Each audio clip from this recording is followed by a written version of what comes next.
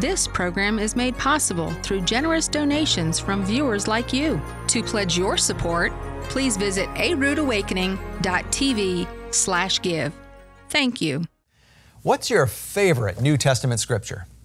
Many people would say the Sermon on the Mount. I guess that makes sense. It starts off very comforting and happy. Blessed are these people, blessed are those people. But very few realize that the entirety of the Sermon on the Mount is a warning to believers, a warning from Yeshua, Jesus, to obey the commandments of the Old Testament, or they would not enter the kingdom of heaven. Yes, really. The Sermon on the Mount is that harsh, and we're going to show you why that's true, because we're all about the truth, especially at the end of the sixth day after the sun is set on Shabbat Night Live.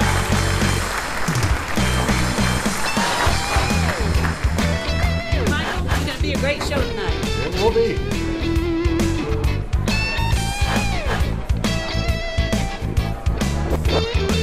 Stand by, studio. 30 seconds. Thank you.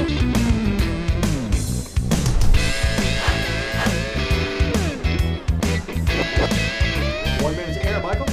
Oh, thanks. All right. Thanks, Ellie.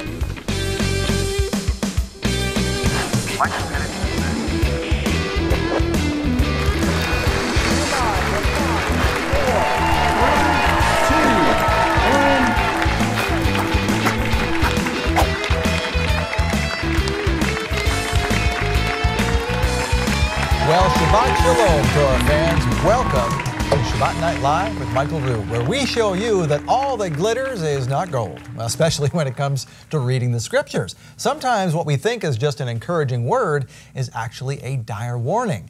Speaking of warnings, tonight may be the one and only chance you ever get to see this amazing footage of the real site of Noah's Ark. Tonight is episode 4 of the 4-part series, AD, Archaeology Discovered with Kevin Fisher. But first, please welcome my co-host for this evening. She is the Director of Ministry Development for Rood Awakening International, Annie Reed. Shabbat Shalom. Shabbat Shalom. So Michael is on assignment. Yes, and he's going to share with us where he's been in a few weeks. So. Okay.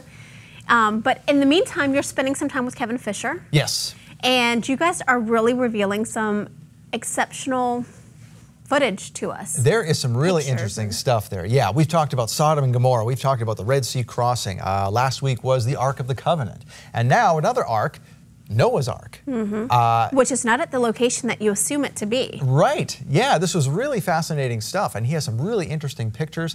It's just a really amazing thing to see. So I really encourage you to watch it because it's going to be a lot of fun. Grab your friends and family because everybody loves a story about Noah's Ark.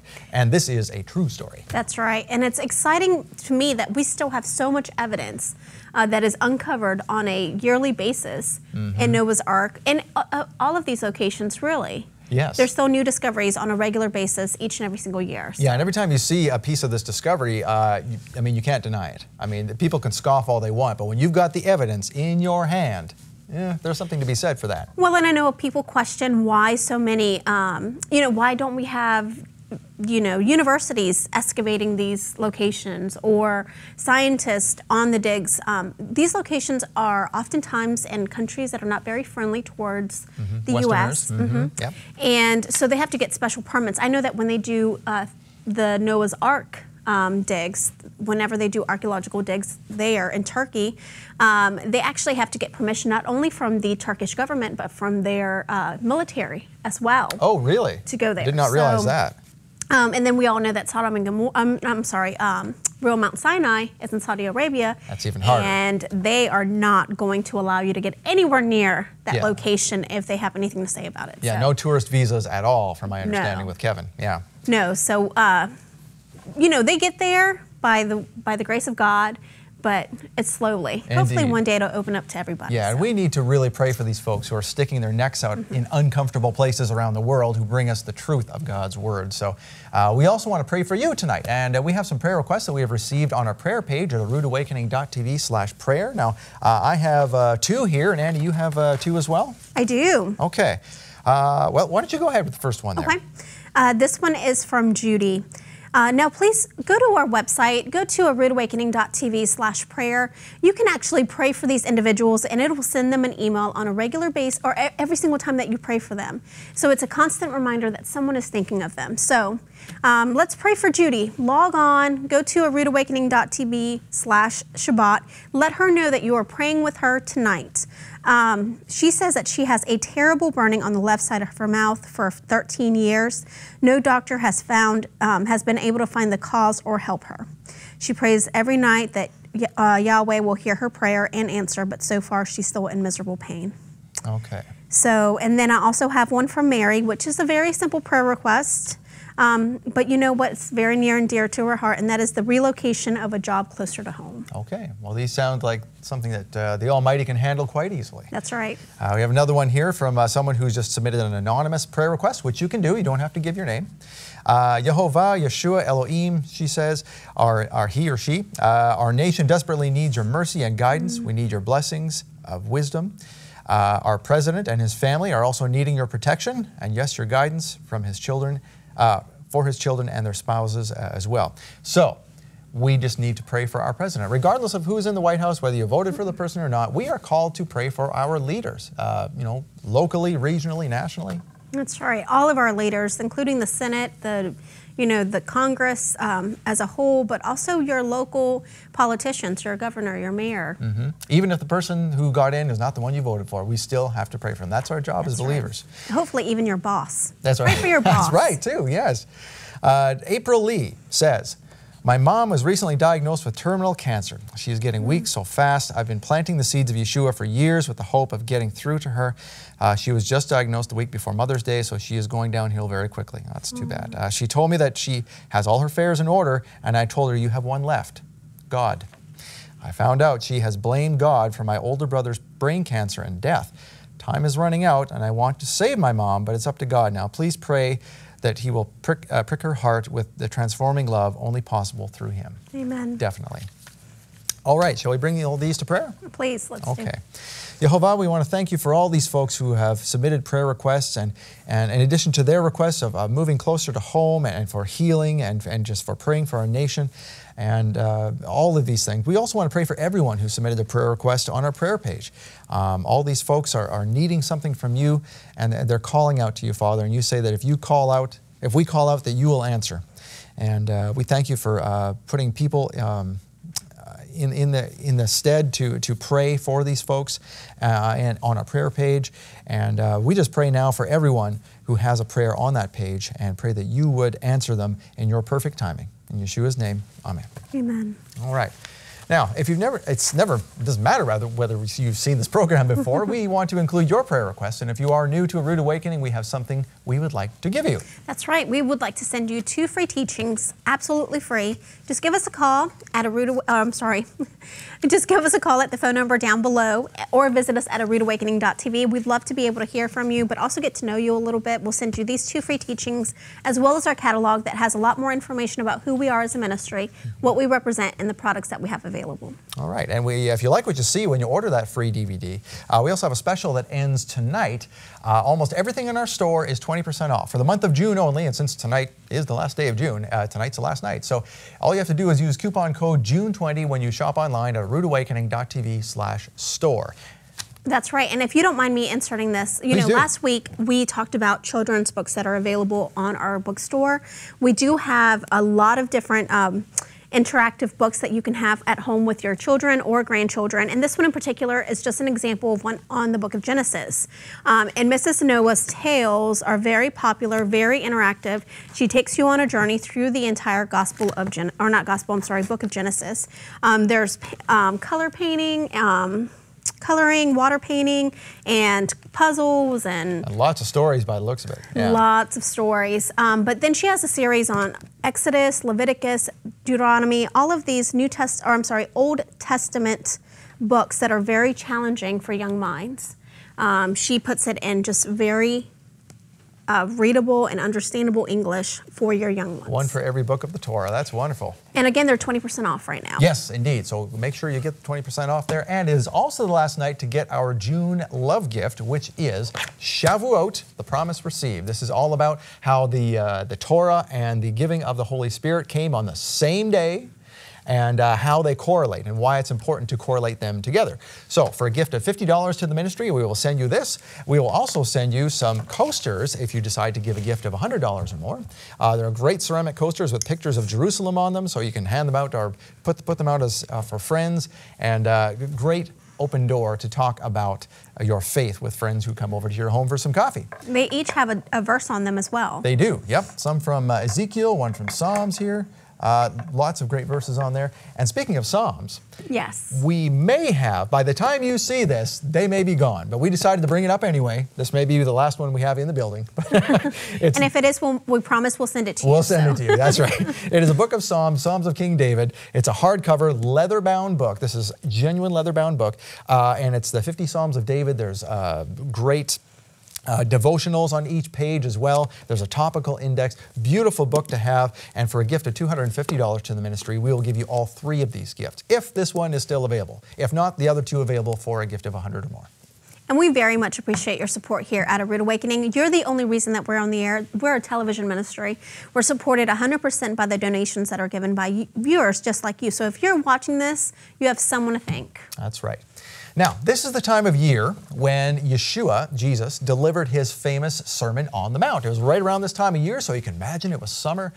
So we know this thanks to the astronomically and agriculturally corrected biblical Hebrew calendar. We are on the first Shabbat of the month of Tammuz. Tammuz is a name left over from Babylonian times when the Israelites were in captivity. And yes, this is exactly when the Messiah spoke this sermon. Like I said, it's in summer. There are lots of people following him around at this point. So this is an opportune time to deliver this message for him. It's event number 62 in the Chronological Gospels Bible. We basically split up, or Michael Rood split up all of the events in the Messiah's life into into more than 300 events. And this is event number 62, the Sermon on the Mount. It is, in your regular Bible, Matthew 5:1 to 7:29. Now, something very interesting emerges when you look at the statements Yeshua made at the beginning and at the end of this message, the bookends, so to speak. In essence, these statements bookend what Yeshua was saying, and it's a very ominous message. Obey the Torah or you're dead, in a nutshell. And we don't really picture the Messiah saying such things, but we're going to prove it to you by reading this. So we're going to start with Matthew 5:17. This is on page 97 of the Chronological Gospels. Now, Annie, I'll share mine up here with you because we only have just one Bible up here. So Matthew 5:17 says, "Do not think that I have come to destroy the Torah or the prophets. I did not come to destroy, but to fulfill." Now, we've all heard someone argue that because Christ fulfilled the law, we don't need to do it anymore. And I'm sure you've heard that as well. Countless times. Yeah. I still do. Yes, that's right. Here, 10 years later. Yeah. And we've both been doing this walk for about 10 years each. And, Yahovah gives you a word to give people sometimes when they say something like this to you. And I use the analogy of a baseball game. Let's say that a pitcher threw a perfect game, which is the ultimate goal of any pitcher in baseball, right? You want to pitch a perfect game. Well, if he pitches a perfect game, does that mean that we stop playing baseball? No. No, we don't. What we try and do is emulate that pitcher, trying to do what he did. We don't stop playing the game. We try to achieve the perfection that pitcher had. So that's the analogy I give people. Just because Christ fulfilled the law, it doesn't mean we stop doing it. That's still the rules of the game. The rules of the game, of this game of life that we play, are just like baseball. You need to keep going. You don't stop living by the rules. It's just that's a great analogy. I've never thought of putting it so easily. Yeah, and it works for people. And that's, I'm going to say it's not my idea. It was God's idea. He dropped this idea in my head, had me spill it out, and there it was. But that's what most people don't realize. Obeying the Torah, the first 5 books of Moses, which are the same as the 5 children's books over here that we talked about, is what Yeshua did. He did the Torah. And as believers in him, we are to do what he did. Correct me if I'm wrong. No, you're right. That's right. I agree. Right. So we're supposed to do what he did. So now here's the scary part of the Sermon on the Mount. Let's go to the end of that sermon. Matthew 7, verses 21 to 23. And this is on page 102 in the chronological Gospels. Okay, I have it highlighted here. Listen to this. Not everyone that says to me, Lord, shall enter into the kingdom of heaven. We've all heard that before. But he that does the will of my Father in heaven. Okay, well, what is the will of my Father? That's in the next verse. Many will say to me in the day of judgment, Lord, Lord, have we not prophesied in your name? And in your name have we not cast out demons in your name and done many wonderful works? Then, verse 23, I will pronounce the verdict, I never knew you. Depart from me, you violator of the Torah. Oh my goodness. Isn't that scary? You know, a lot of our Bibles water down that verse with lawlessness or whatever. And we think, oh, as long as I obey the rules of my country or my city, I'm just fine. No, that's part of it. But violator of the Torah or lawlessness is what we're talking about here. Lawlessness, according to the Bible, is doing things outside of the law, the Torah. So if you do not obey the Torah, he's saying, I don't know you. Look at it in that context. That's when it becomes very scary. Now, watch what happens when you put the bookends of that sermon together. Do not think that I've come to destroy the Torah, then depart from me, you violator of the Torah. He started and ended with the Torah because that's what Yeshua does. He obeyed the Torah. He lived out the Torah. That's why the Jews recognized him, some of them, as the Messiah, because he obeyed the Torah perfectly.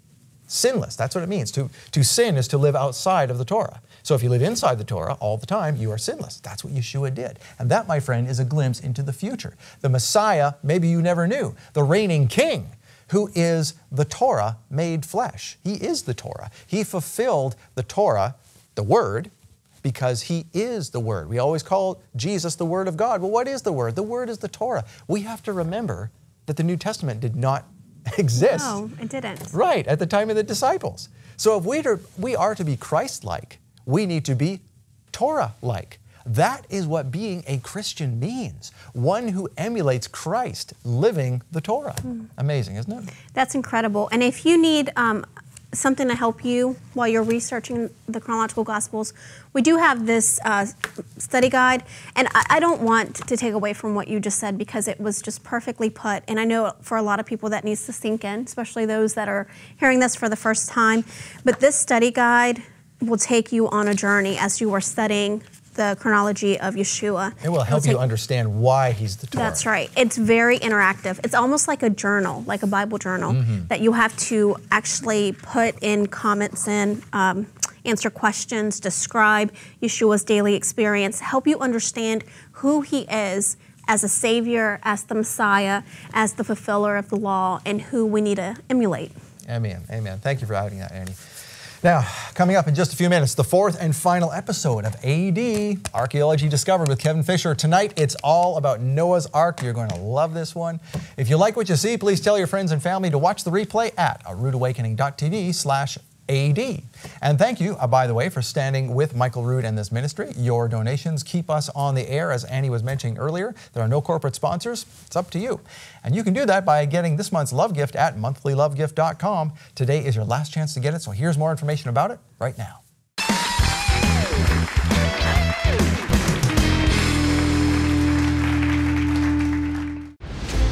After the Messiah's ascension, his followers were told to wait for the Comforter, who would empower them with his Spirit.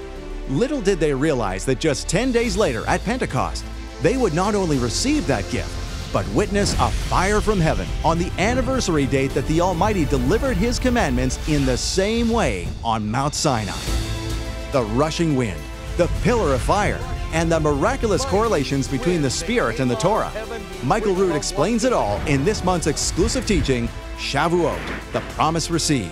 And this pillar of fire was that awesome pillar of fire that we followed out of Egypt that led us by night and the cloud by day. For Moses. Get the truth of what really happened in Jerusalem on that day. We'll send you this amazing teaching for a love gift donation of just $50. Or, with a donation of $100 or more, we'll send you the teaching, plus a beautiful set of coasters with scenes of Jerusalem. Invite your friends and family to watch the Shavuot teaching, and use these coasters to spark a conversation about the truth of that amazing day. Plus, as a bonus in June, we're continuing our special offer on this spectacular leather-bound book of Psalms. This hardcover showpiece includes 50 Psalms written by King David, plus encouraging devotionals, a topic reference, and sculptured front cover.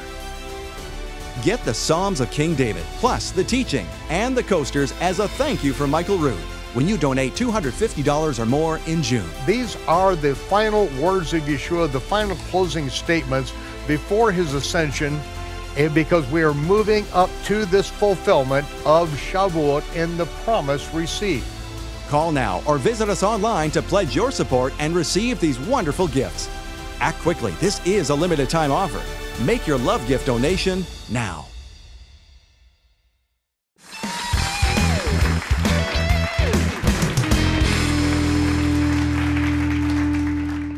Welcome back, Torah fans. This is the last moment that I have with Bill Cloud. We started on something last week that I just had to read this question again. It is so deep. My rabbi says that tithing is no longer commanded since the temple is no longer standing.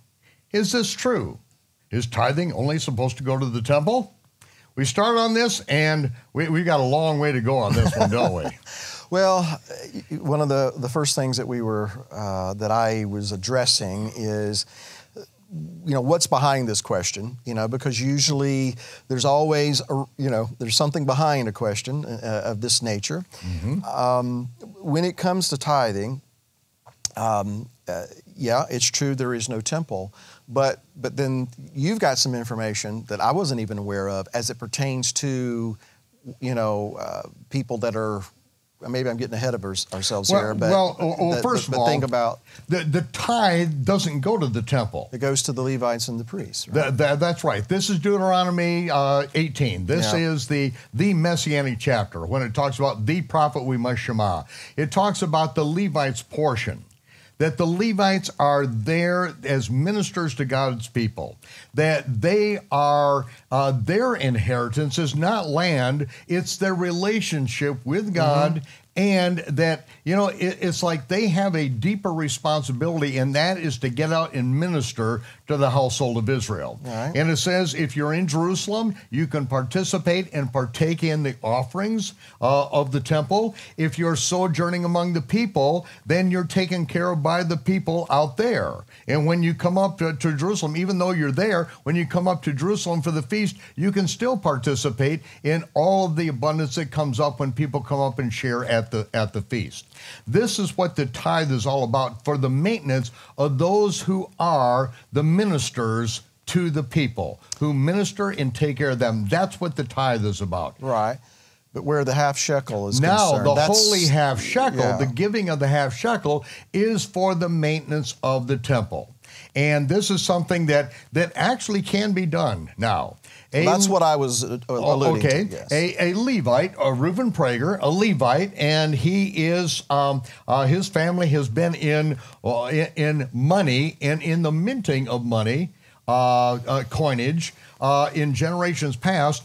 He, working with the rabbinic councils in Jerusalem, has began minting the holy half shekel, which is what every military-aged person and above is to give every year, a half shekel. The rich do not give more, the poor do not give less. Right. Everyone is worth at least a half shekel, and no one is worth more than a half shekel. We are all equal in the eyes of the Almighty. And so this is where the absence of the temple is applicable to this topic. That's right. There is no temple at this point. However, that hektish, that sanctified property, when people give it, it goes into a coffer, which is then considered to be hektish. It is sanctified, that can only be used for the temple. And so it is kept in a vault at this point. Right. And when it is brought out, it is Kohanim, who are Brink's employees,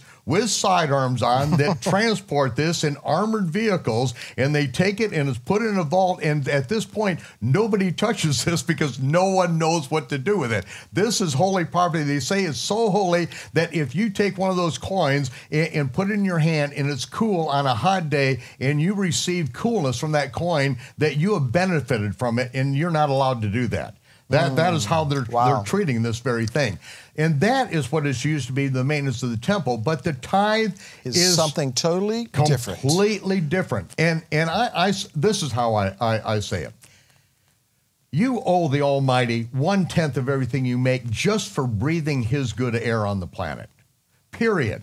If there's one thing that Yeshua teaches, it's be a giver. Right. Be a giver. And you cheerful. were talking about this last week, about the evil eye and the evil eye and the good eye, or whether you're stingy or whether you're a giver. Right. And it's not just talking about giving to ministries or giving into a collection plate because God's going to multiply it back. No, that means in everything that you do, look to be a giver. See how you can be a blessing.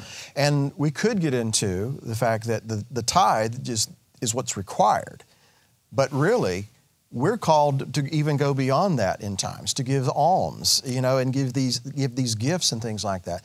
So my main issue, or I guess, that I was trying to address with this question is, it is typical. It's not, I'm not saying this person is motivated this way, but a lot of times when this kind of an issue comes up it's because we're looking for reasons why we don't have to do this, or why I can do that.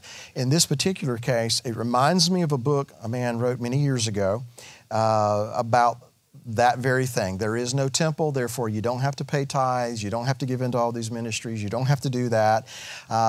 This is Dr. Ernst Martin. Okay, well, it's your program. You can say whoever. Okay, yeah, and he was one of my professors, and he came up with this harebrained idea. Yeah.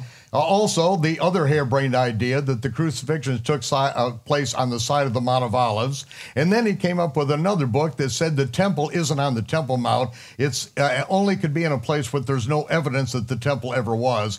I mean, this guy was all over the map. You don't have to read too deeply, and you know that he is just plain ignorant. It's like, he is so It's not respected. I mean, disrespected among any professional in Israel. It's like he just makes things up out of an over-literalization of what's in the English version of the Bible. That's what happens. Well, I think the proper response then to this question is, let's put it to the test.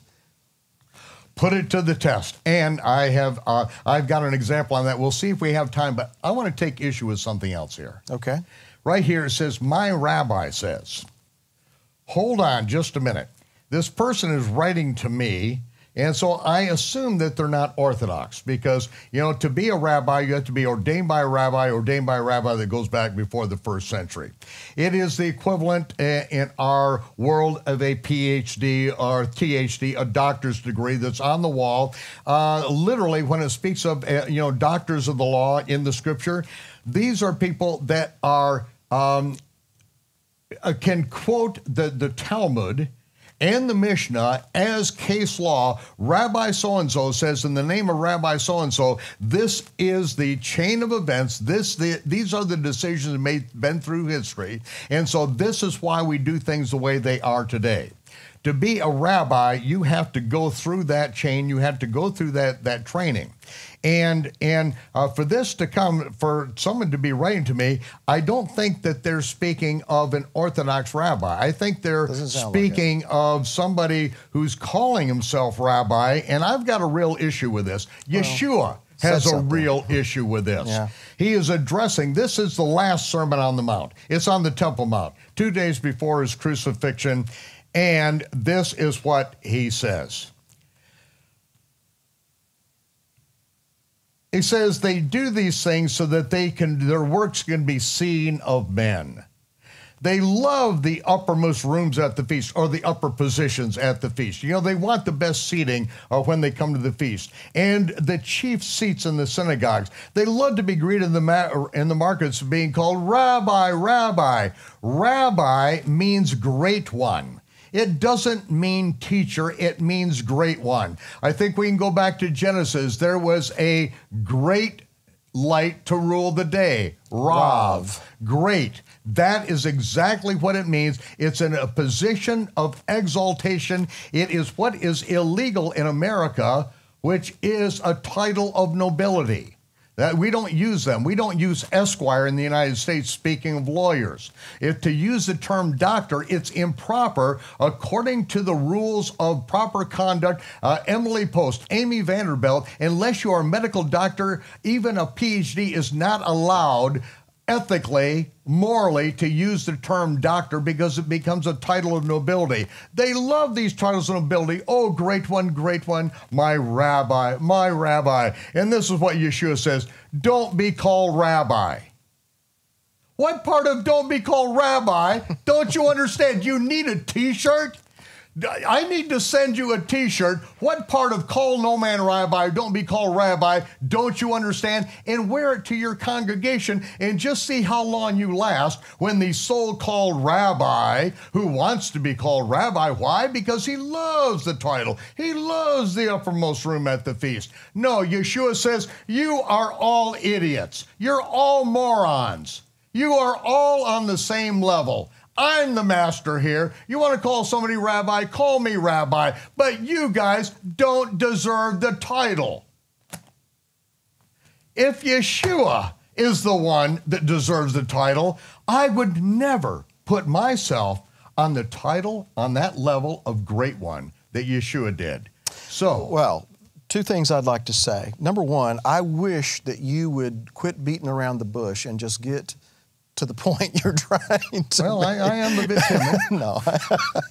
Secondly, I agree. This is why I refuse to be called pastor, reverend, this, that, or the other. My name is Bill. That's the name my mom and daddy gave me. And until he gives me a new name, that's how I should be referred to. And so anything that can be used to puff us up, to elevate us in the eyes of others, and let's face it, who doesn't like to be stroked? Who doesn't like to be coddled? But the end is not good. We need to abase ourselves. He will exalt us, because if we exalt ourselves, we're going to be abased. So, don't call anyone rabbi. Live as a giver. 10% just for breathing his air, then really be a giver from then. That's what's going to set you free from the world. That's going to put you on a higher plane, because now you're walking in his footsteps. Bill, thanks for being with us for these last several weeks for our questions. And hopefully people have gotten some good insights and some answers, because I know I've enjoyed every single event that we've had together. And so join us again next week for Shabbat Night Live. We're not going anywhere, people. Let's get it out to the world. A message for you now.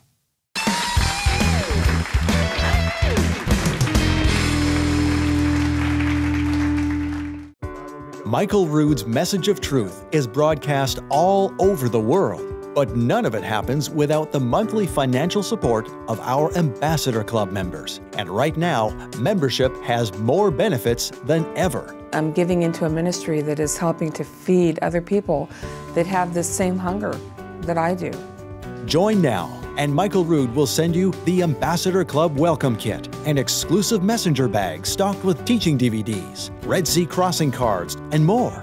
You'll also receive Ambassador-only bonus gifts whenever you make a separate donation to receive the monthly love gift. Best of all, you'll get Ambassador-only sale prices in our online bookstore several times throughout the year. Plus, exclusive invitations to Ambassador Club functions at a Rood Awakening events. All it takes is a modest commitment of $100 per month or an annual gift of $1,200. Call now or visit the Rood Awakening website to join the Ambassador Club.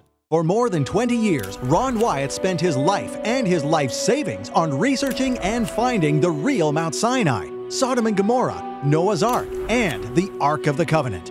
Discover the amazing truth of Ron Wyatt's discoveries in a special series on Shabbat Night Live, AD, Archaeology Discovered. Special guest Kevin Fisher walks you through every discovery in detail, including his personal verification that the sites Ron Wyatt found are real. This tunnel, you can see the four major discoveries: when Noah's Ark, Red Sea Crossing, Mount Sinai, Sodom and Gomorrah. Those are visible things. Right now, you can pre-order this fascinating series on DVD and Blu-ray.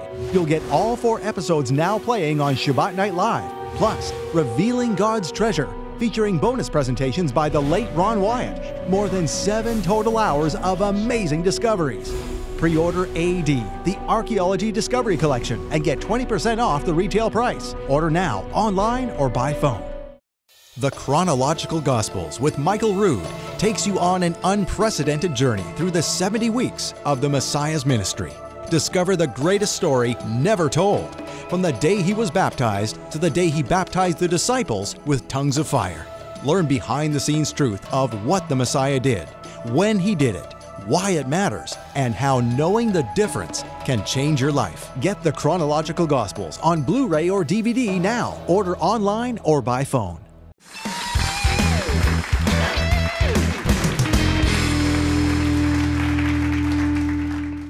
The traditions of modern Judaism remind us of what we did during the temple period.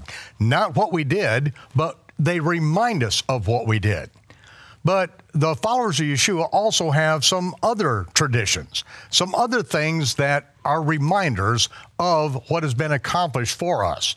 They are reminders of what goes back long before the temple period, and it reminds us of what happened the very year that Yeshua was crucified and resurrected.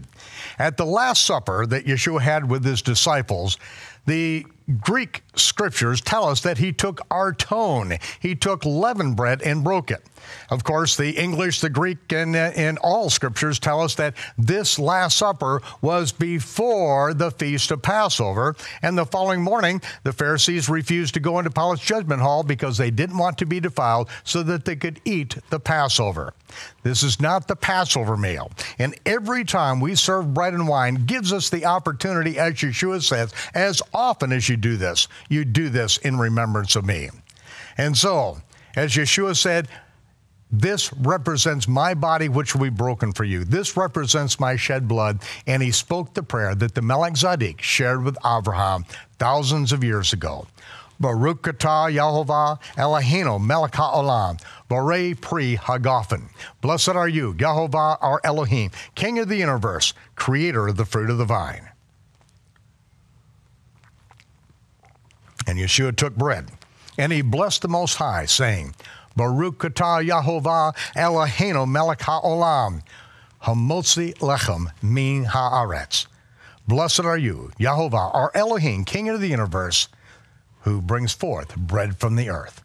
As often as you do this, we do this in remembrance of him. L'chaim.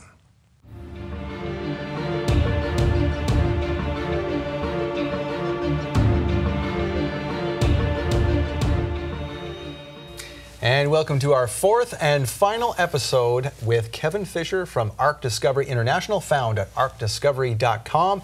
And today we're talking about something we haven't talked much about on Shabbat Night Live, so we're very glad you're here. We are talking about the Ark, which is Noah's Ark. We usually talk about Ark of the Covenant. We talked about that on the last episode. Now we're going to get into Noah's Ark. So tell us all about Noah's Ark, where it was found, all the fascinating details around it. Yes, this is the site, again, found by Ron Wyatt. In 1977, he went out there and God helped him locate it. He prayed and God, did help him find it. It had been shown in Life magazine previously, but in 1960, but it was kind of cast aside and not enough attention given to it. But we're going to head out there and take a look at the real site.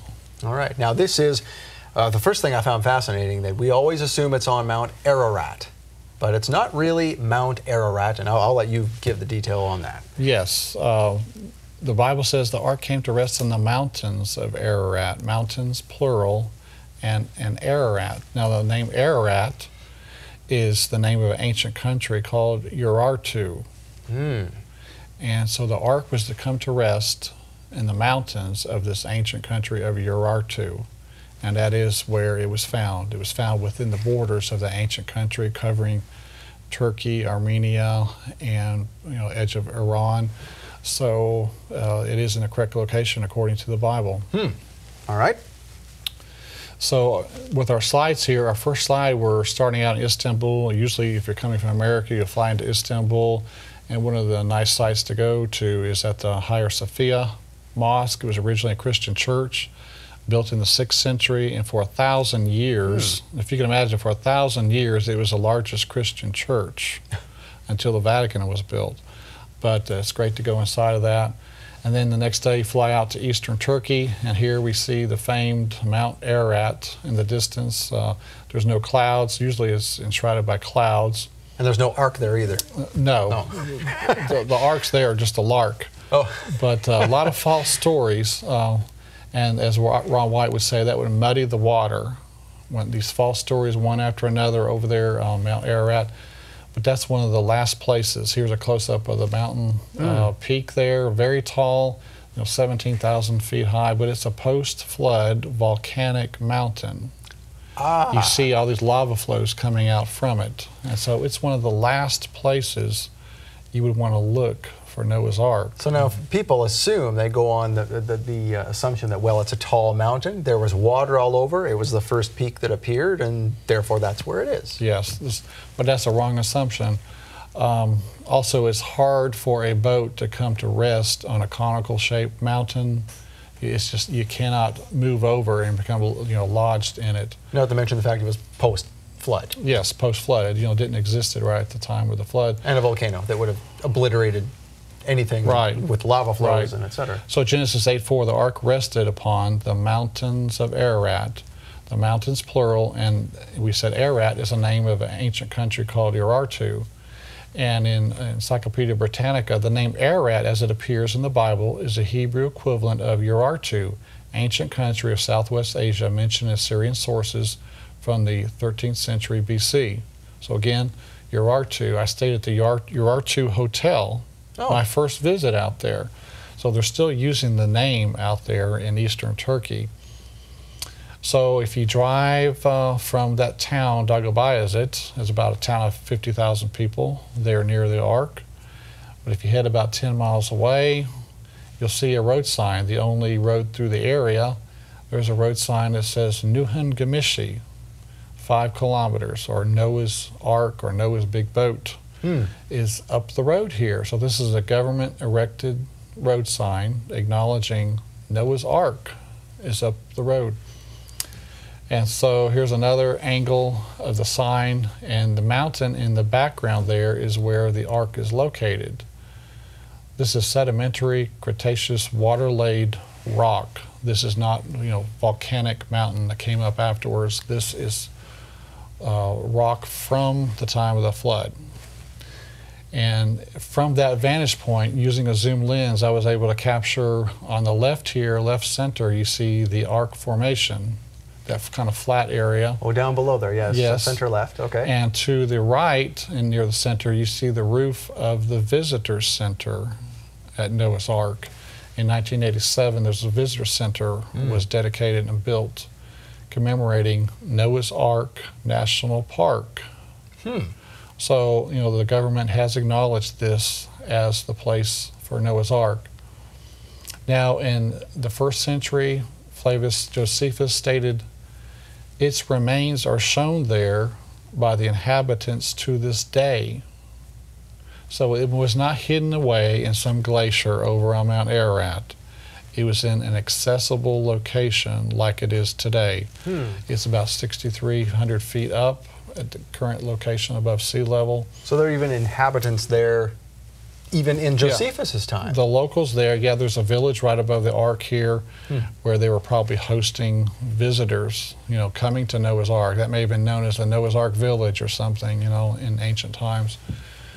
So here's another graphic of the Ark and a rainbow and the visitor center to the right behind the trees. But Ron's first visit out there in 1977, they had 3 days in the area. He had a 2-week vacation from his work to travel out there, 5.5 days traveling, and 5.5 days to get back. He had 3 days in the area, and what do you do if you don't? He didn't really know where it was located. The 1960 group couldn't tell him. All they could tell him was it was on a mountain range, and there was Mount Ararat in the distance. But that's still a needle in a haystack, and you've only got 3 days. So he and his sons prayed, and they hired a taxi. They prayed that God would show them a sign.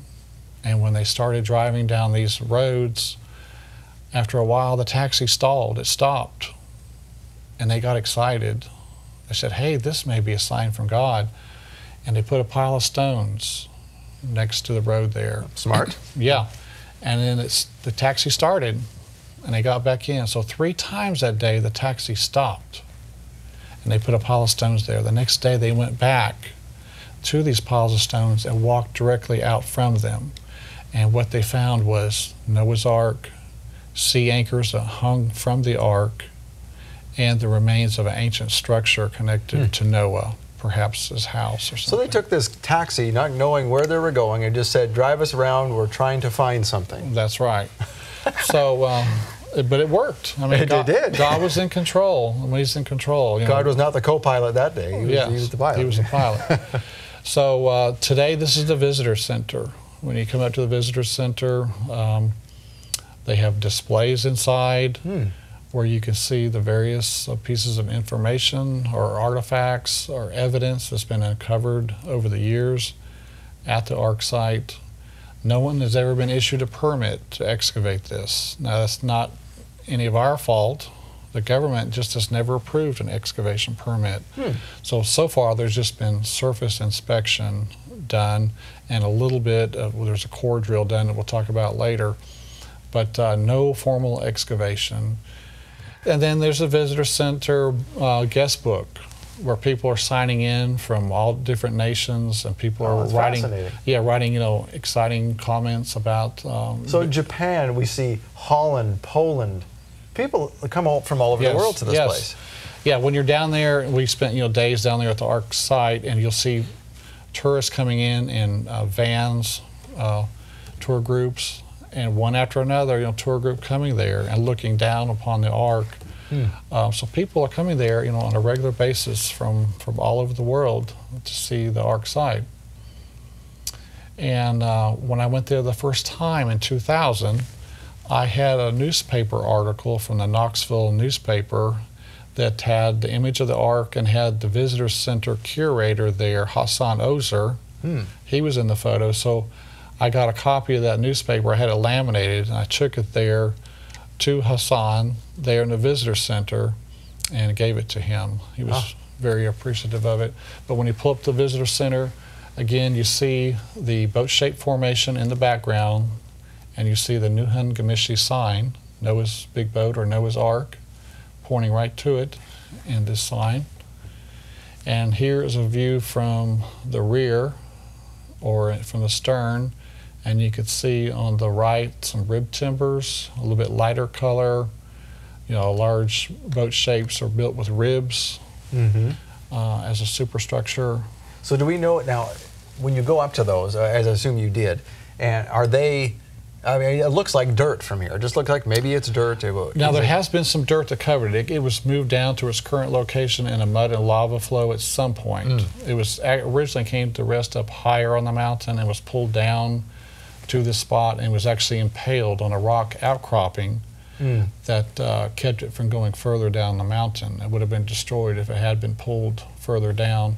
So there was some mud and lava on it originally, but God has been bringing it up out of the ground or dropping the sides around it, because when it was first found in 1960, the ground level around it was up to the edge of the boat. And so you could just see the shape on the surface. Right, you could not see these nice rib timbers on the sides.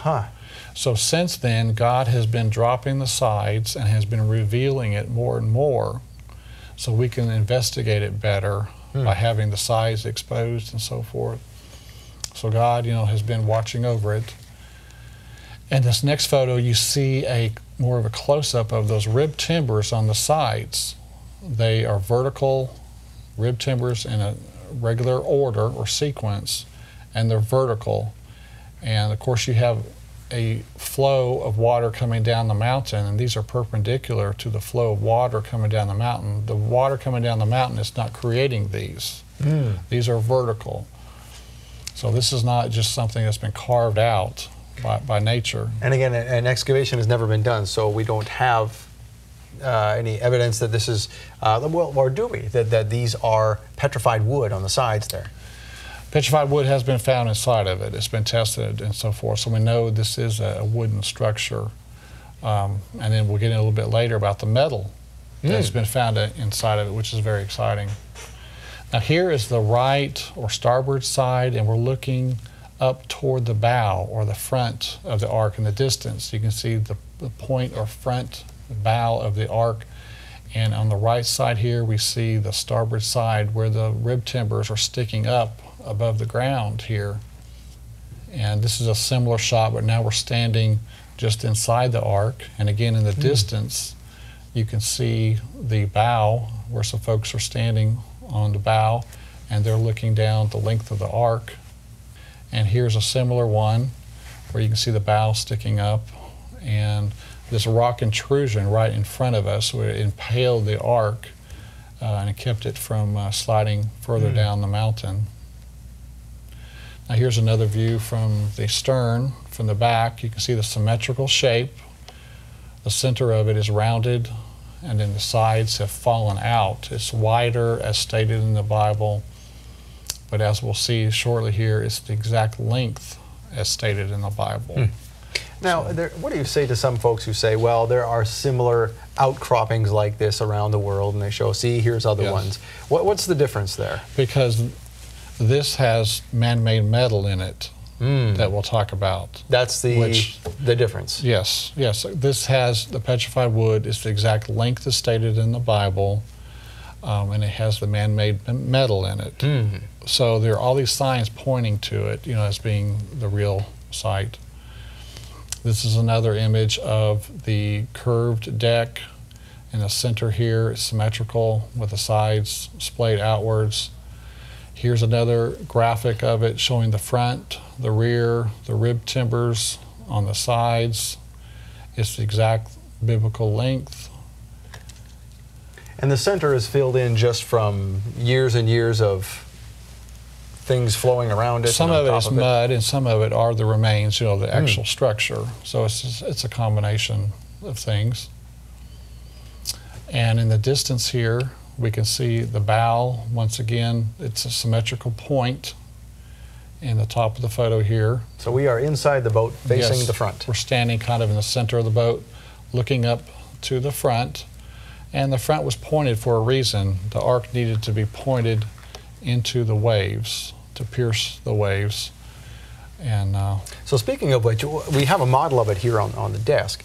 And you know, some people might say, well, 6,000 years ago, they didn't have boats like this. Noah's Ark was just a big block, square. So what do we say to that? Well, I think God helped in the design and probably told Noah, you know, how to build it. It's in a 6-to-1 ratio like modern ocean liners today. It's the length is 6 times the width. So, you know, very well designed. But what we have here in this model is, again, the shape of it. It's got the pointed front, the rounded rear. It has these, off the front of it, these anchor stones that we'll see shortly. These created weight and resistance on the front when the ship was in the heavy waters, and would allow the wind and the waves to push the rear into line with the oncoming waves. This would shift over, the rear would shift, and the front would be pointing into the waves that were coming in. And so the anchor stones were very important. We'll see that a little bit later, where there were these large stones, some of which are 10 feet in height, had holes drilled through them, and ropes through the holes, and then they were attached to the front of the ark. So we see the pointed bow. It's there for a reason, so that the front would pierce the oncoming waves. And in our next photo here, in the distance, you see a large round hole. This is where the 1960 group, they put some dynamite in there and blew out the side of the ark. That wasn't a very gentle excavation. No, it wasn't. It wasn't exactly a core sample. Yes, no. It was you know, instant excavation, and they believe they didn't see anything, you know, nicely petrified, and left after that. Here's a closer shot of the hole where they blew in the side of the ark. The ground level was up to that point back in 1960, and since then it's dropped quite a bit. So have any other, well, I guess no excavations have been approved, so nothing else has been dug out of that hole. Right, out of that hole, that's true, yes. But out of that hole, I was able to climb up in there and take a picture out of it, and you can see this nice view of the valley down below. Now the valley down below at the bottom there is called the Valley of Eight, or the region of Eight. There were 8 people that came off the ark. And so this area here has the name for the 8 that came off the ark, the Valley of Eight, or region of 8. And the stones, as you've shown me this before, I'm sure we're going to get to it, they're also indicated with markers of 8. Yes, we'll see 8 crosses on these stones, where early Christians came through and put crosses on the stones. And a lot of times 8 were on the stones for the 8 people that came from the flood. They associated these stones as being with Noah's Ark and part of the flood story. So, quite interesting. So Ron Wyatt's not the first to suspect such things, nor was the group in 1960. Right, he's kind of late actually. Yeah. And again, here is a side of the ark. We can see the rib timbers, the vertical rib timbers on the side of the ark, which again showing a man-made design, man-made construction that would give it a lot of strength, these large vertical ribs. And then here's a close-up of them. Now you can see again it's in poor condition, but there's a rib on the left and a rib kind of in the center here, and a rib on the right, but you see the vertical fissures or cracks going up and down, showing where there's separation between the ribs and so forth. You can see how large they are compared to the hat there at the bottom of the picture. Yes, right. And then again, here's another photo of the rib timbers. You see the vertical fissures. Now the size of these rib timbers compared to, we look at, okay, well, we had what am I trying to say? I'm trying to say some very simple tools to build this thing. We would assume 6,000 years ago. Would that suggest that the people were a lot stronger somehow? They were stronger, yes, but then they also had metal tools. Now, National Geographic had a program a while back on Noah's Ark, and they showed them trying to make some boards for Noah's Ark, and these men in their video had wooden tools trying to make wooden boards for Noah's Ark. That's kind of hard. But we're told in Genesis 4 that Tubal-Cain was an instructor of metal workers in brass and iron. Yeah, 422, I think, is it? Yeah. Yes. So before the flood, they were schooled or knew full well how to work metal, how to create metal. So we should expect they had metal tools. We should expect metal to be on Noah's Ark, and it was. And the people were larger than us? Yes, and we'll find out more about that. All right. Yeah. Now here's a port side. We can see the bow or front of the ark in the distance on the right side at the top of the photo. And then on the left, we see the port side where it's dropping down. It's in worse condition than the starboard side. It is more exposed, though, than the starboard side, yes, is it not? It is, yes. Now, this is the metal rivet, as it's called, that was found in 1990 when Ron had a tour group out there, and this is what they found. You have a center rod with a washer around it. Oh, is that what that is? Yes, and then the center rod, when it was hot, it would be struck, and it would clench or seize that round washer onto the rod. And this would be used where there are rib timbers coming together, where the timbers are joined together. They would then put the rods through there, and then these washers, or as Mr. White called these, rivets, giant rivets, holding it together. So that's not unlike the, if you've ever been to Charleston, South Carolina, they have buildings with rods going right through them because of concerns of earthquake.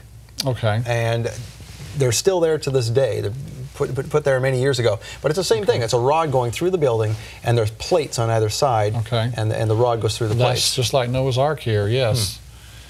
So it's 3.5 inches in diameter, and Mr. Wyatt had this tested at Galbraith Labs.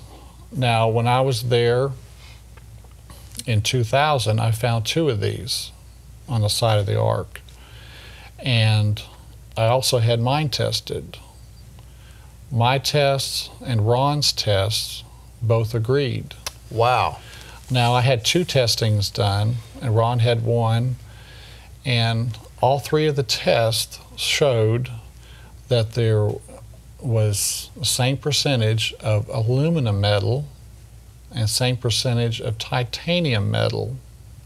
Now, this particular piece I gave back to the visitor center there in Turkey. This is the remains of a washer. It has a crescent shape to it, but it's part of a round washer.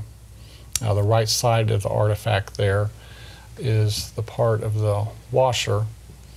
Now, here is the end of a metal rod that I saw on the side of the ark. At the round center object there in the center of the photo is the round end of a rod. And I had it tested, and this is the 3rd test that's been done as far as I know. Again, it's the same percentages, the same aluminum metal, the same titanium metal, and we have it in the display case here that shows... We have a shot there of it on the screen of what we're seeing here on stage. Yes. Yeah.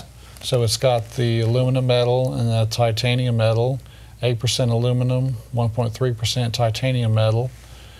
And now the rest of it, obviously, this doesn't add up to 100%. So what do they determine as the rest of it? I don't know. I had to tell them what to test for. Oh, I see. Okay. And it was $60 for each metal that I mentioned. So I didn't want to give them 1,000 metals to search for.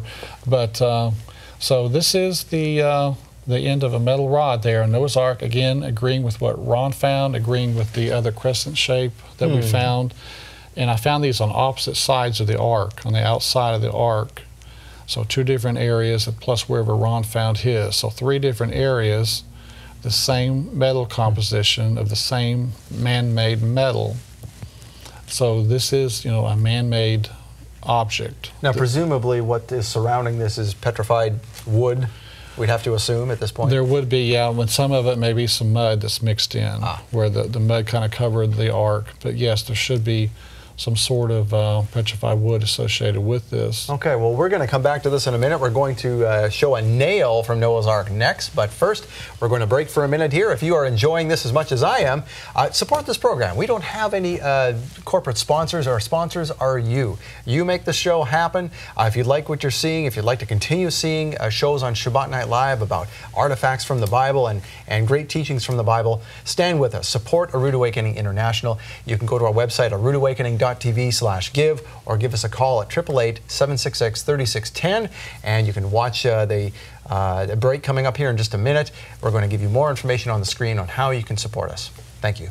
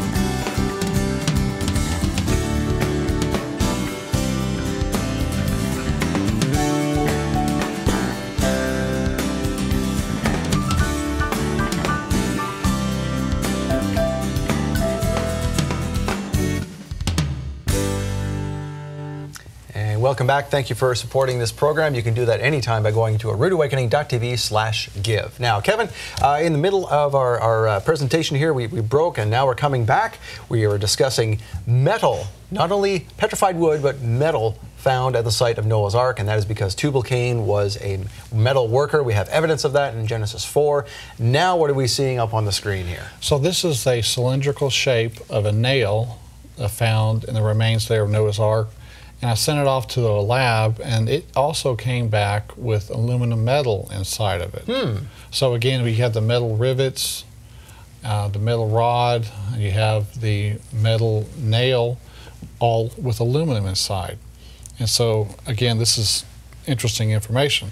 Now, on the starboard side, in this graphic here, you see a nice vertical rib timber on the port side. Again, this is it has a rather curved shape to it, sort of like the ribs we were speaking of earlier. It's a really nice example of the ribs on the port side. But Ron White had a radar, subsurface interface radar device that he could run across the side of the Ark, and he noticed that there was a chamber at this particular spot. And so he did a core drill. It's about 6 inches in diameter, but about 5 feet deep. But anyway, he drilled into that chamber and used a long rake device stuck in there, and he pulled out petrified antler, petrified animal dung, cat hair, I believe it was red human hair, and then also some type of fiber similar to fiber optic, where light would hit one end of it and it would go out the other end. Very strange. Very interesting, evidence that he pulled out of that chamber. So if an excavation can ever be done, there's going to be additional exciting information inside the Ark, and a lot of petrified timbers inside the structure. So here's a view of the visitor center. When I was on the Ark, you can see a tour group on the right who are looking down upon the Ark. Here is a close-up of the Ark using the telephoto. Different lighting, you can see different features of the Ark. And again, you can see the rib timbers on this starboard side on the side of the Ark. And here's another view from the stern. And now, Arthur Brandenburger, a photogrammetrist, he said, "I have no doubt at all that this object is a ship. In my entire career, I've never seen an object like this in a stereo photo." This is one of the people back in 1960 that went out to the Ark site, and he believed that this really was the Ark site because of the incredible shape of it, and being a boat, and of course finding out later that its exact length is stated in the Bible. So Dr. Sally Bayrak-Tutin, he is a geologist there in Turkey, and he believes fully that it is the Noah's Ark site. He said it's a man-made structure, and for sure it's Noah's Ark. He's been on the History Channel talking about this Ark site. He also said, very similar to an ark in the dimensions, the length, the width, and the height are very, very close to the figures given in the books. Such as, I don't know if the Quran does mention something about Noah's Ark, but of course he's referring also to the Bible. Now, that subsurface interface radar I spoke about earlier, the manufacturer, Mr. White, showed them the printout where he ran it over the top of the Ark, and he got some readings of the rib timbers inside. And the manufacturer of it stated, this data does not represent natural geology. It's a man-made structure. The reflections are occurring way too periodic to be random natural type interfaces. So they are saying this is a man-made structure that he ran the radar device over top of. Regardless of whether you believe it is Noah's Ark, it is a boat, it's man-made, it's something. Yes. Now here's the rib timber in 1987 when they had the visitor center ceremony dedicating the site for Noah's Ark National Park. He had his radar device out, running it over top of the Ark, and he said, "Hey, there's something under the ground here," and the authorities said, "Dig it up." So he dug up this nice deck timber. It's in 3 different layers, and on the left edge of the photo here, at the end of it, is some glue oozing out. So there was glue applied between each layer, and they were combined together. You know, plywood is stronger than wood of just one single layer. And that's what we have here. The wood was applied in layers, and it was glued between each layer. And of course, it was tested and found to have a high level of organic carbon in it, consistent with petrified wood. So again, we have wood in Noah's Ark. In the center of this photo, you see some protrusions sticking up in a row. There's 4 or 5 going horizontally across. These are vertical deck support timbers. Or wait a minute, in this case, these are horizontal timbers that would have come out across the deck. We're standing on the center of the deck. These are over on the side, and they would have extended toward us, toward the center of the deck of the Ark. So these are horizontal deck support posts. They're basically, you know, broken off at this point, but you're seeing a random, or actually a systematic pattern here in a row. You've got 5 in a row here of the horizontal deck support timbers. Here is a model, computer model of what the Ark could have looked like based upon raw scans.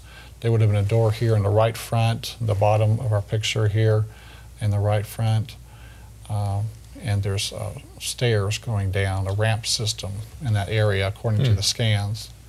Here's the Ark compared to the Bounty. You can see how much larger. It's a large ship. Yes, very, very large. And Dr. Ekrem Akragul, he is a prominent archaeologist in Turkey some years back. At any rate, it is a ship, an ancient ship. It must be preserved, he said.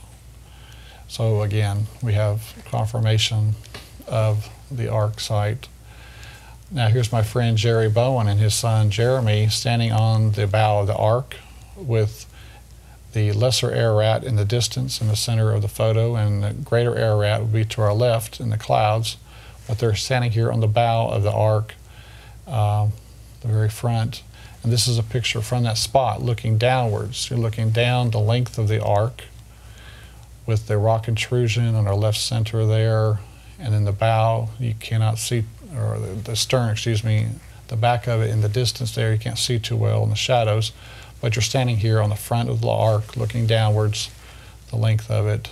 And here's a photo of myself standing on the Ark with the valley down below, the Valley of 8. Here's a drone shot of the Ark formation on the kind of the right side of our picture. We see the Ark, and you can see how the sides have been skewed outwards because it's been torqued or turned on this rock intrusion on the right side of the Ark. Now that becomes obvious in that yes, shot now. It's been twisted on that rock, and it caused the right side to splay outwards.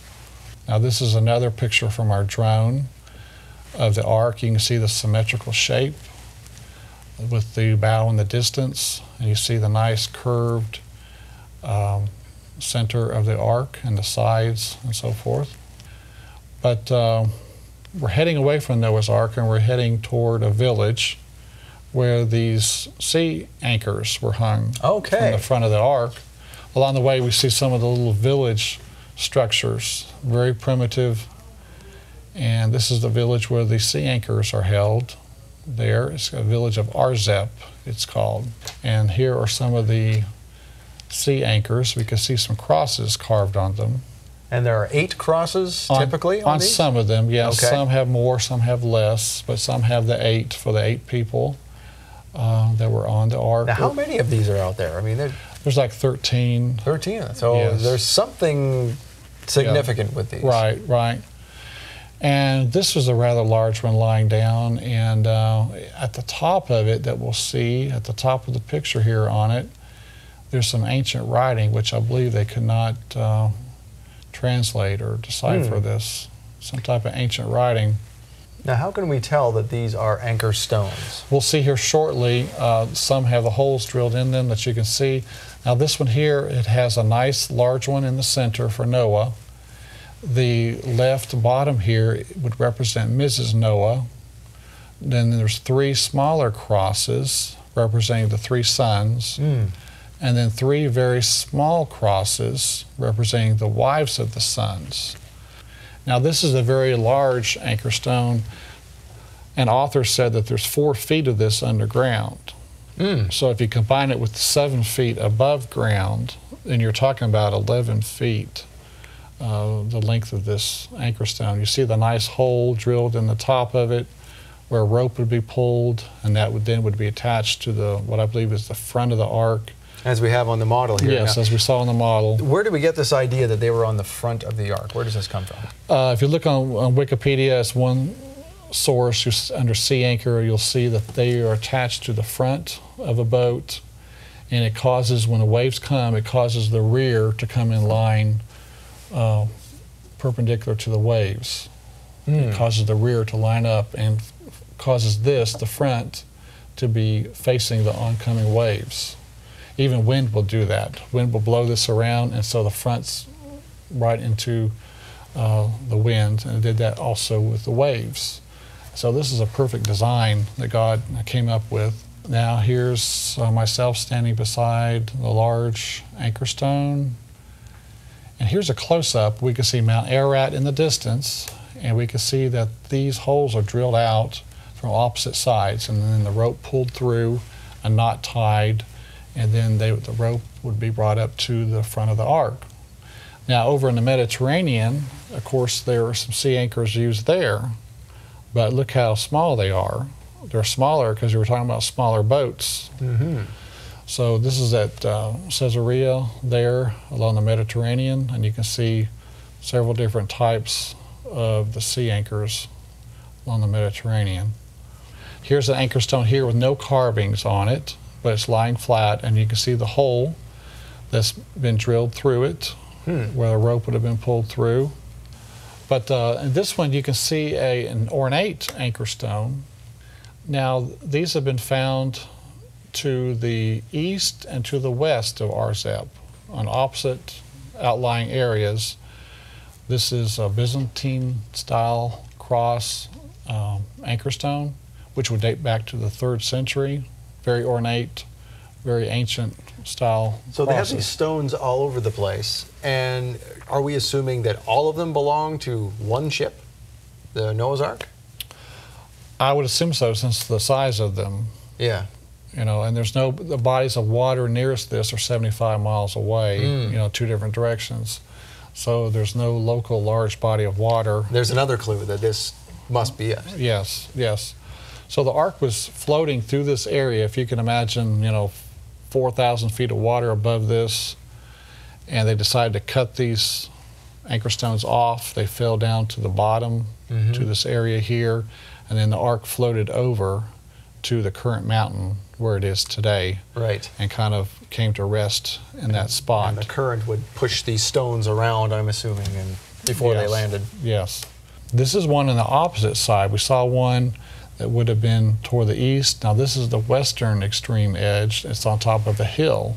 We can see Arzep in the distance, and Noah's Ark would be further that direction, you know, another 10 miles down the mountain range is where the ark is. Now this is one out in the outlying area where it was not near the village, but you can see a really nicely drilled hole in this one. There's no crosses on it. It may have been buried for a long time, and it kind of came to view later. But one has to wonder how they drilled those holes. Yeah, well, of course they had metal tools. So maybe not that impossible. Yeah. They were able to, drill them out using their metal tools, built before the flood, the tools. So again, that's, you know, evidence of them having tools. A wooden tool would not drill that out. No, it's impossible. Like National Geographic tried to say. So here's a nicely drilled hole. You can see how symmetrical it is. Very nicely drilled out. When we were in the village there, we went to one of the homes, and in his courtyard he had collected some nice carvings. Now this looks very ancient. It's some type of ram, it appears, with the head on the right side here. No telling how old this is. This could be 2,000 or 3,000 years old. Yeah, there's the horns etched on the side of the head. Right. Very unique. It looks like it's got a lot of weathering to it. Here's another interesting carving. There's a man on the right side here. It looks like he's lifting up some sort of battle axe or something. His arm is left arm is stretched forward. a lot of history going back. This is where civilization began, at this exact spot. Yes, it is. Essentially, it is. Yeah. This was a place, another place, where the taxi stopped. It stopped running that day when Ron went out here in '77. We saw the anchor stones where the taxi stopped, or the sea anchors, and now we have the remains of a building. The walls were higher when Ron first saw this in 1977, and he said that the windows were angled back. The sides of the windows were angled back so that light could come in better. And if you notice some castles or fortresses in ancient times, they would have angled side windows also, so they could shoot arrows out at a better angle out of the window. Yes. This way or this way. And so when I was there one time, I thought, I wonder if I could find some stones that were angled like Ron Wyatt mentioned. And so I found several of these 45-degree cut stones that would have been part of the windows, sides of the windows.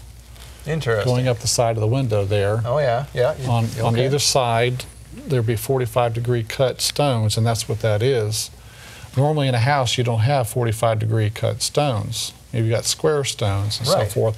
So these would have been going up the side of the window frame to the right, to the left. So it validates the story right there. So again, this is validation of what he was saying, that the window openings were very unique, something you don't normally see.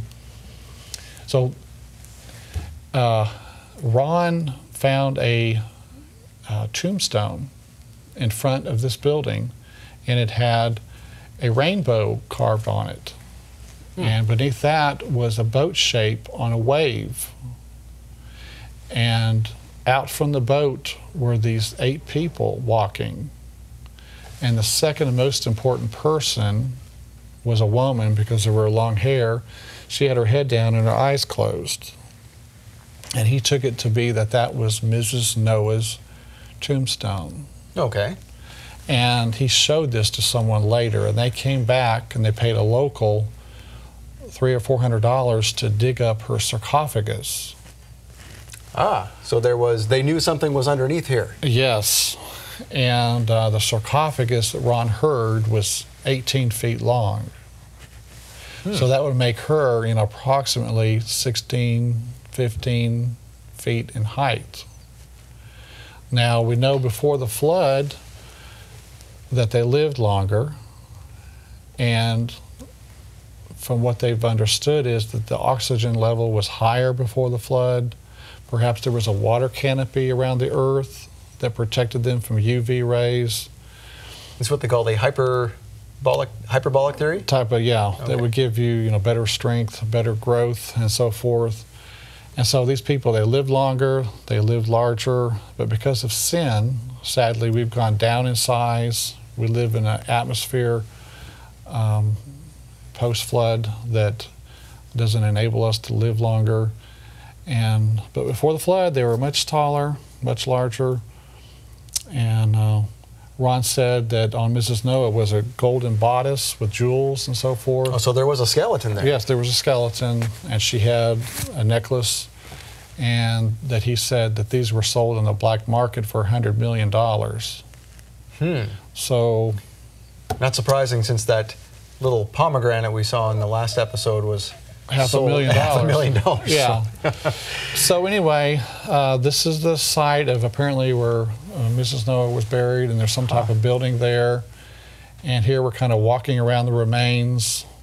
And the locals heard that some gold had been found up here, so they came up to this building and systematically destroyed it, looking for gold. So the building is no more, just the stones there. But here we see a stone with a couple crosses on it, perhaps Armenian Christians lived here up until around 1915 or so, before they were killed off. What became of that sarcophagus? It was hauled away. We don't know where it is. Yeah, all evidence was hauled away, sadly. So out from the house, up just above the house, we see the remains of fences, stone fencing. We're told that he practiced husbandry. Animal husbandry is one of the ways to practice husbandry. And so he had these fences, Noah did, in the area of this house or area of the structure, where he was keeping animals. And we can see the fences in the background once again in the countryside. Now we're going further up the hillside. We're looking down toward the remains of that structure or house, and we can see Arzep in the left side of the photo, in the distance where the anchor stones or sea anchors are found. And we're going further up the hillside. We see the fencing going horizontally across the screen here as we're going up the hillside. But in the center of the photo, you see a large stone kind of standing by itself in the grass there. That's where we're headed. Here I'm standing next to it. This was an altar, Ron believed, that Noah used. Of course, if he was 16 feet tall, this would be perhaps chest high or, you know, just above the waist slightly perhaps. This would be perfect for him to use. And if he offered a sacrifice here, or they had a worship service here of some type, people could gather below and they could hear his voice really well, you know, type of natural amphitheater. We can see the village of Arzep in the distance where the sea anchors are located. Here, standing atop the large stone, looking down in the valley below. And again, we can see the fencing going out where Noah practiced husbandry. And then here's a photo of a corral where the animals were held in here. They were going to be sacrificed. We believe that this is the area where the ark was found, and the remains of Noah, the remains of the sea anchors and so forth, and very exciting information. Well, thank you for sharing that. This is unprecedented information on Shabbat Night Live, so thank you very much, Kevin. Thank you. Appreciate it. I'm sure we have just scratch the surface here according to what I see on arcdiscovery.com. That's right. So if you want to know more about Kevin Fisher and the Ark of the Covenant and Noah's Ark and Sodom and Gomorrah and all these wonderful things we've talked about on this series, go to arcdiscovery.com. Check it out. There's lots of information there. And if you'd like to see more of what Michael Rood has to say about these things, go to aroodawakening.tv. Michael also has teachings on Sodom and Gomorrah and Red Sea crossing, and you'll see that a lot of these things all back up to Ron Wyatt. He had an amazing life and had amazing discoveries. So go and check out from both angles what Ron discovered. Thank you again, Kevin. Thank you, Scott. Appreciate it. Come and see us again. Thank you. All right, until next time, shalom on Shabbat Night Live.